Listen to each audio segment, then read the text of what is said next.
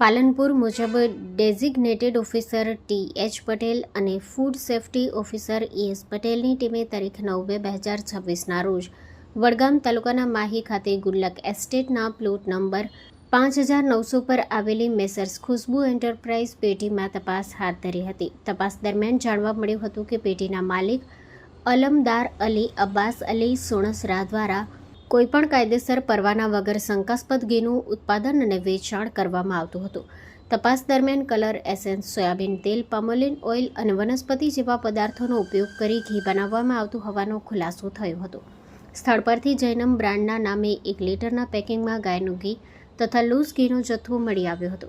સાથે સાથે ભેળસેળ માટે વપરાતા વિવિધ એડલ્ટ્રન્ટ પદાર્થો પણ મોટી માત્રામાં મળી આવ્યા હતા.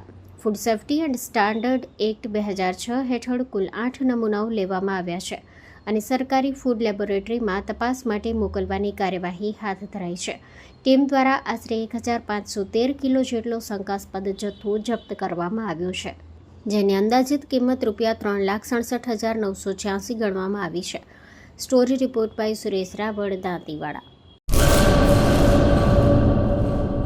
મંગલ મેડિકલ સ્ટોર. દરેક પ્રકારની દવાઓ પર ડિસ્કાઉન્ટ મળશે.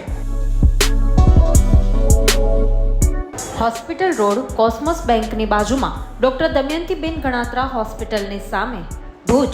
Mobile number 9428234840.